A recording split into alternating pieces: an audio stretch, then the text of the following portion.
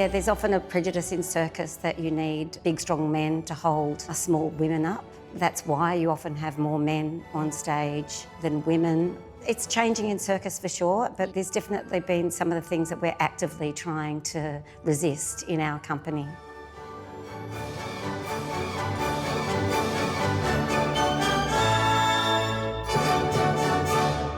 I'd say that A Good Catch is an experimental circus company in that we really want to experiment with the form of circus so that we're not tied into expectations of what circus should be, but we're interested in what circus could be.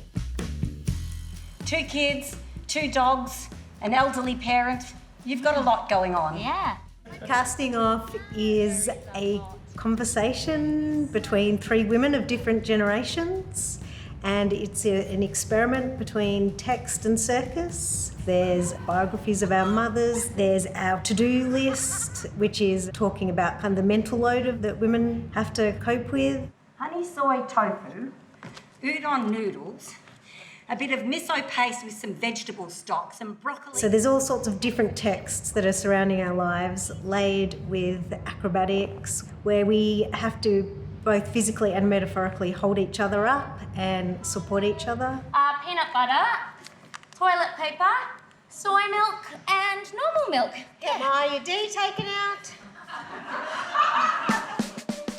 Circus has got a very interesting history, including the freak show, and you can approach it from so many different directions because for some of those people the circus was life-saving as a place that they could earn money and not be tipped out onto the streets. At the same time they were, displayed as freaks or to be laughed at or to astound people. They also had a home. That community embraced an incredible diversity. So this is the funny contradiction with circus, I think. As a 62-year-old woman doing circus, there's certainly some prejudices. Usually they change fairly quickly into delight that someone of my age can still throw their body around with cartwheels and backflips. Handstands make me happy. Mother. Grandmother. Great-grandmother.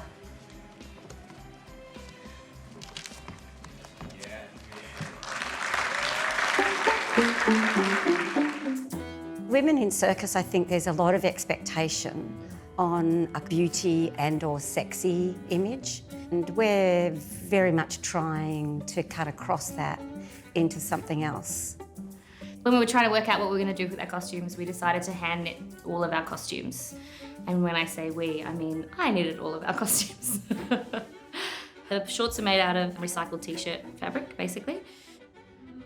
As much as we didn't necessarily go out to make a feminist work, but we are all feminists. And so inherently that has come up in the work because that's who we are, and we do tend to draw on our own experiences and our own lives to kind of make the work as authentic and as raw and as real as possible. So many healing powers. So my dad's from East Germany, and his big sister married a circus performer, and she was performing back in the 60s. Back then she was the eye candy and had to wear the pretty costumes, and now of course there's a lot more spaces for women to be what they want on stage. I have the most striking Roman nose and perfect work-life balance. Circus for me and the performance of circus has always been about sharing of stories and identity and kind of connecting with culture and community, and the experience you get in being able to share your work physically in front of an audience. The joy for me is creating something with people who I love and have the same ideals and visions, and sharing that with the audience. I think one of the things that we have found with each other is constantly trying to help each other become a better person in the world.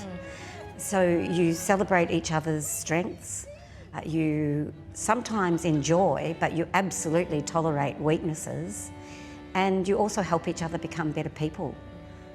And that's just a gift.